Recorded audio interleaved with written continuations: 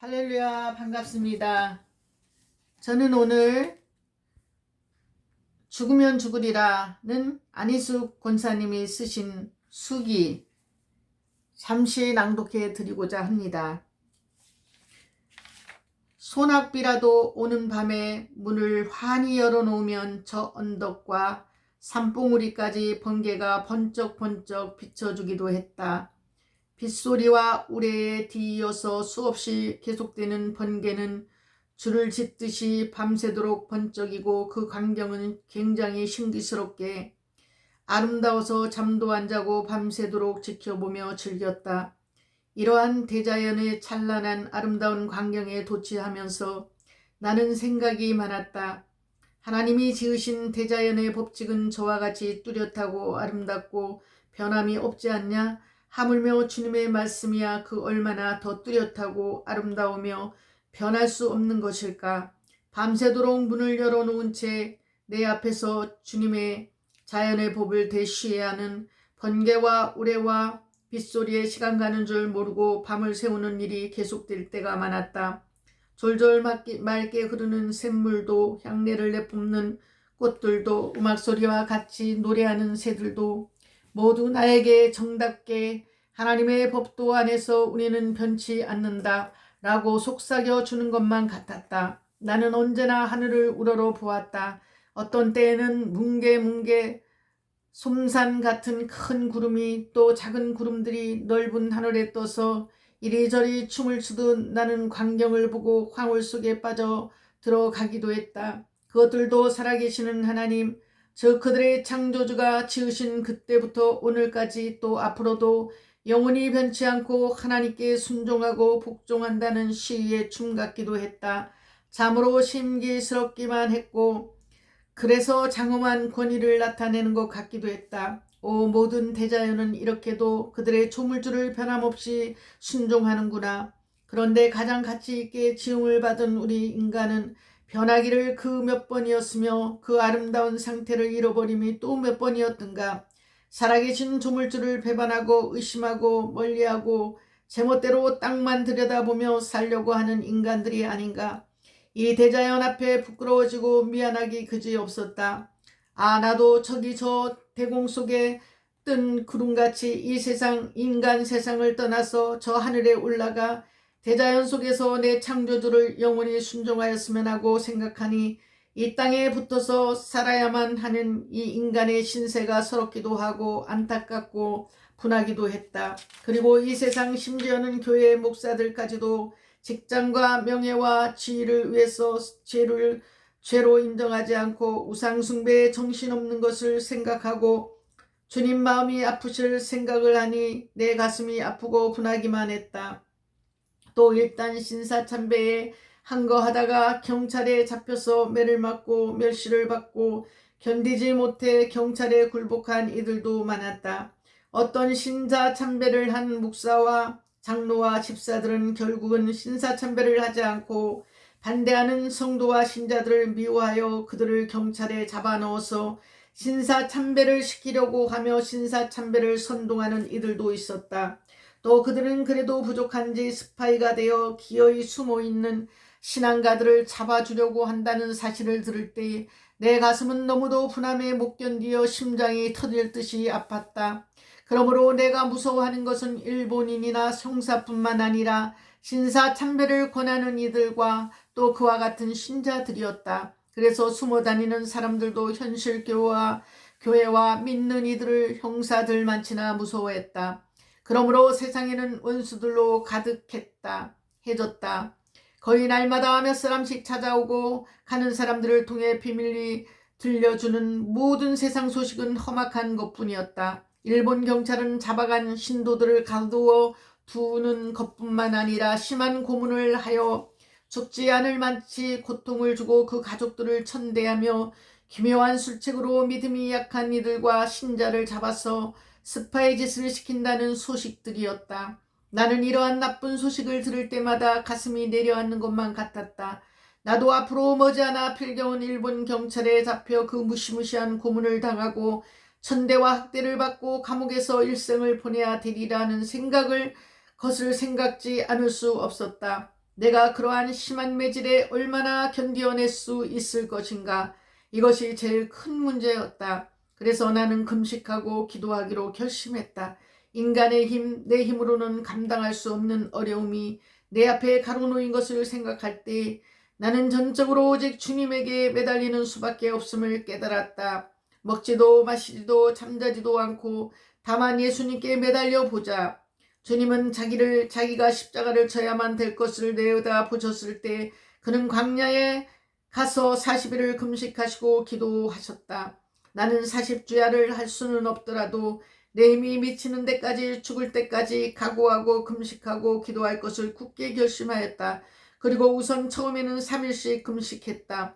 극도로 저혈압인 나는 3일간의 단식도 쉬운 일은 아니었다. 3일째 되던 날은 온몸에 경련이 일어나고 가슴에는 불이 붙는 것 같고 참으로 힘이 들었다. 언니는 금식기도 드리는 나에게 관건하기를 물이라도 조금씩 마시면서 하라고 했지만 나는 나를 쉬운 길로 몰아가기를 두려워했다. 그래서 힘이 들고 고통이 심하면 심할수록 앞으로 닥쳐올 태산 같은 고난을 미리 경험해보는 심정으로 언니나 어머님의 말도 거절하고 내 생각대로 내 결심대로 금식 기도를 했다. 금식 중에는 어찌나 몸이 쇠약해지고 기운이 없어졌는지 기도도 잘하지 못할 형편이었다.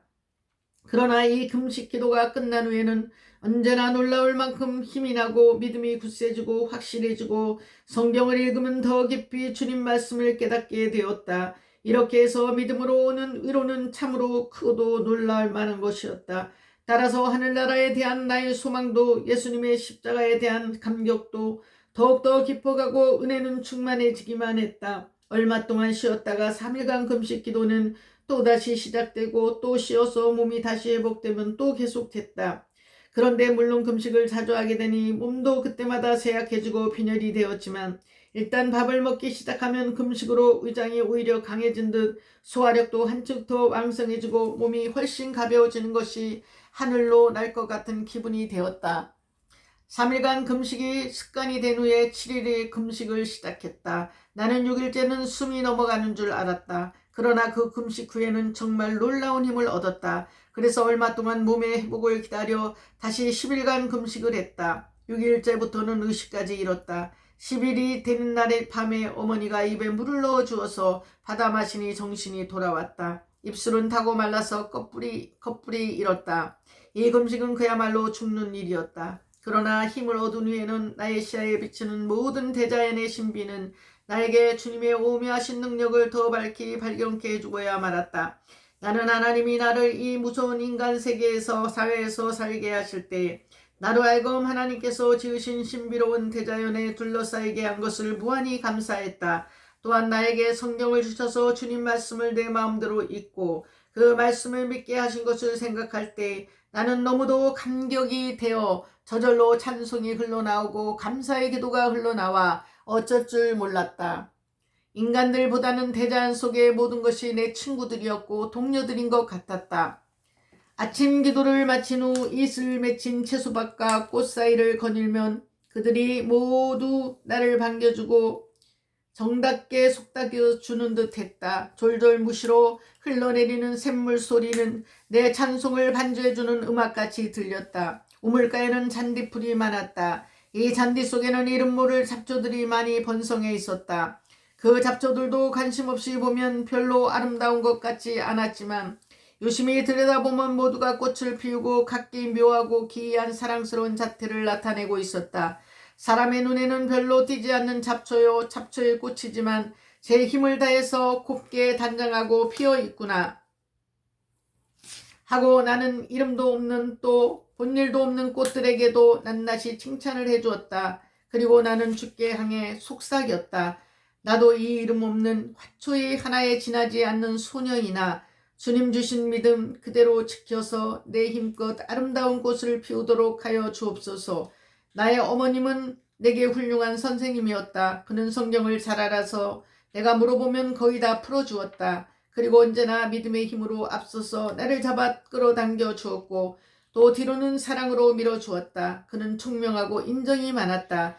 그는 그의 사랑하는 딸이 그 지상 지옥인 감옥으로 끌려갈 것임을 알고도 한 번도 염려하는 빛을 보이지 않았다. 어떤 때에는 내가 고문받아 아파하는 목사들의 흉내를 내면서 나는 참을 수 없을 것이라고 하면 그는 웃는 얼굴로 옛날에는 이빨이 아프면 치과 의사가 없어서 장돌이 같은 집게로 뺐는데 어느 이빨이 아픈지 알지 못해 엉뚱하게 생리빨을 빼는 일도 많았단다. 얼마나 아팠던지 죽은 사람도 있었단다. 또 어떤 사람은 뱃속에 고름이 들었는데 옛날에는 마취약도 없는 때라 생채로 식도를 가지고 배를 째고 고름을 짜내는 수도 있었고 전신불수가 되면 귀신이 들었다고 몽둥이로 때려서 얻어맞아 죽은 사람들도 수다했단다. 글쎄 병이 나서도 그러한 곤욕을 당하는 수가 있었는데 하물며 우리가 믿는 이 생명인 믿음으로 인해서 주님을 사랑하고 순종하기 위해 매를 맞고 헐벗고 고난을 받았다고 하면 그 얼마나 천추만대의 자랑이 되는 복이 되겠니. 나는 살만치 다 살아서 이제는 늙은 몸이 되었어도 한번 주님을 위해서 이 몸을 바쳐 째지고 터지는 한이 있더라도 자랑스럽게 나가볼 마음인데 너 같은 청춘의 아름다운 시절을 세상 허영에 바치지 않고 주를 위해 주님 이름 때문에 고난을 당한다면 그 얼마나 영광스러운 일이겠니. 예수님은 하나님인 동시에 완전한 사람으로 태어나셨기 때문에 인간의 사정을 낱낱이 아시고 계신단다. 그러니 너의 젊은 생명을 그 무지막지한 원수들의 손에 맡겨 개죽음같이 천히 마음대로 하도록 내버려 두지는 않을 것이다. 그도 모든 고난을 당해보셨고 제일 아픈 고통도 당해보았으니 인간의 몸이 얼마나 약한지를 다 아시지 않겠니? 자기를 사랑하고 자기 말에 순종하는 자를 그 얼마나 잘 보호해 주시며 지켜줄 것인가를 굳게 믿어 강한 힘을 가지도록 해야 한다. 우리는 인간의 왕들의 말은 믿을 수 없어도 예수님의 말씀은 믿을 수 있지 않니? 예수님께서는 우리들이 질 수 없는 무거운 고난은 안 지우신다고 하지 않았니? 또 너희는 마음에 근심하나 너희가 하나님을 믿으나 또 나를 믿으라 하셨지. 세상에는 믿을 사람이 없어 걱정이고 믿을 만한 말이 없지 않느냐. 그러나 예수님 말씀만은 믿어야 하는 것이고 그 말씀은 믿을 수밖에 없는 말씀이다. 그의 말씀은 다 진실이고 참이시니 아무런 때라도 예수님 말씀에만 따르면 되는 것이다. 어머님은 여러 가지 예를 들어 성경 말씀에 충성한 사람들을 내게 다시 말해 주었다. 이렇게 어머니와 마주 앉아 어머니 말씀을 듣고 있으면 자연히 여러 가지로 지식도 얻게 될 뿐 아니라 한층 더 힘을 얻게 되는 것이다. 나는 어머님이 성경학교를 4년밖에 안 다녔지만 그 얼마나 충실하게 열심히 공부했는가를 알기 때문에 그가 설명해주는 성경 말씀은 심각하면서도 재미가 있었다. 어머니는 또 말씀하시기를 나는 시험 보는 것이 제일 기뻤다. 학교에서 배운 것을 시험쳐 보아야 자기가 얼마나 알고 있는지를 알게 되니 말이다. 그래서 나는 시험 보는 것을 언제나 좋아했지. 배운 학과를 시험쳐서 내 실력을 알게 되는 것이 얼마나 좋은 일인지 알 수 있었어. 하물며 우리 믿음은 우리가 가진 이 믿음도 꼭 시험을 치러야 한다. 시험을 쳐봐야 우리의 믿음이 참 믿음인지 거짓 믿음인지 알 수 있지. 따라서 시험을 치르지 못한 믿음은 모든 것이 흐리멍텅하고 똑똑지 못하고 자신이 서지 못한다는 것이다. 자기가 마음과 뜻을 다해서 믿어온 믿음을 한번 시험쳐 본다는 일이 얼마나 중대하고 귀한 일일까. 내 믿음의 양과 질이 나타날 때가 되었고 예수님의 말씀이 그 얼마나 참이시며 중대한가를 우리가 볼 때가 온 것 같다. 사람들이 금강을 발견해서 금을 파내는 것 같이 우리도 믿음을 발견했으니 이제는 그 금을 파내는 것까지 소유하고 자랑할 때가 되지 않았을까? 저절로 내 마음에서 찬송이 흘러나왔다. 내 주 하나님 넓고 큰 은혜는 저 큰 바다보다 깊다. 너 곧 닷줄을 끌러 깊은 데로 저 한가운데 가보라. 언덕을 떠나서 창파에 배 띄워 내 주 예수 은혜의 바다로 내 맘껏 다녀보라. 찬송은 언제나 내게 힘을 줄 뿐 아니라 찬송을 부르면 성신의 가마로 내게 깨달아지는 진리는 내 결심을 더 강하게 하며 거룩하게 하며 전진하도록 했다. 찬송의 그 가사는 내 영혼에게 봄비와 같이 부드럽고 윤택함과 마음의 여유를 안겨다 주었다. 나는 다시 노래하는 자를 많이 세우고 여러 악기를 다타면서 자기의 지은 시를 연주케 하여 하나님을 경배한 그 충성에 대해 크게 감격을 받기도 했다. 그가 소년 시절에 양을 치다가 나무 아래서 쉬면서 피리를 불 때 하나님을 가까이 한 심정을 이해할 수 있었다. 찬송은 녹수로 가는 기계에 꼭 필요한 기름과도 같다. 나는 언제나 내 마음속에 찬송이 흘러넘쳐 채워주고 있는 것을 감사했다. 어떤 때는 어머님이 한 말을 되풀이해서 말해주었지만 조금도 지루하지 않았고 실증이 나지도 않았다. 어머니는 하나님은 언제나 바른 대로 심판하신다고 말씀하셨다. 우리 하나님은 그의 말씀에 충실하신 분이고 약속하신 대로 그 아들을 십자가에 못 박게 하신 하나님이시고 믿는 자를 위해서 그 어떠한 환난도 좋은 조건으로 만드시고 도와주시는 하나님이시고 자기를 의지하는 자를 결코 버리지 아니하신다. 그래서 나는 결심했다. 예수님이 순종하신 것 같이 나도 죽기까지 순종하자. 예수님이 사랑하신 것 같이 나도 죽기까지 사랑하자. 나는 순종하고자 하니 죽음이 무섭지 않았고 그의 사랑을 생각하니 내 사랑도 주님께 향해 뜨거워졌고 감옥에 갇히는 것도 두렵지 않아졌다. 내가 얼마나 순종할 수 있는가 보자. 내가 얼마나 사랑할 수 있는가 보자. 내 마음은 비로소 시험을 쳐볼 마음까지 일어났다. 우리 집을 자주 찾아오는 숨어다니는 사람들은 모두가 씩씩했고 살아서 움직이는 믿음을 가졌고 기도할 때 힘이 있었고 성신의 감동하심이 컸다. 그들은 모두 죽음을 각오한 만큼 세상 일에 대해서 아무런 걱정도 없어 보였다. 그들은 성경을 줄줄 외웠고 모든 말은 성경 말씀을 인용해서 했다. 모두 장해 보였다. 또한 모두가 수만 적군을 향해 진군하는 장군의 모습이었다. 그들은 오래 앉아있지 않고 급히 지어준 밥을 맛있게 먹으면 예배보고 기도해주고 떠나갔다. 행동이 몹시 민첩했다. 더러는 무식한 사람도 있었지만 그러나 성경만은 모두 통달해 있었다. 이 집으로 온 지 어언 넉 달이 지나갔다. 그동안 내가 받은 은혜는 너무도 컸다. 그런데 나는 성경을 외우는 일에 너무 열중한 결과 오후에는 두통이 나서 성경을 읽을 수가 없게 되었다. 어머님은 내 두통이 차차로 심해지는 것을 보고 두통은 하나님께 고쳐달라고 할 수 있으니 기도하자. 우리 모녀는 마음을 합해서 내 두통 때문에 기도했다. 3일간을 오직 내 두통 때문에 기도할 때 나는 내 두통을 고쳐주셔야 성경을 외울 수 있다고 기도했다. 3일인지 4일이 되던 날 새벽 역시 나는 내 두통이 고쳐지기를 기도하다 잠이 들어버렸다. 꿈에 보니 어떤 흰 옷을 입은 권사 한 분이 방문을 열고 들어오더니 내 머리를 똑똑 두드려 준다.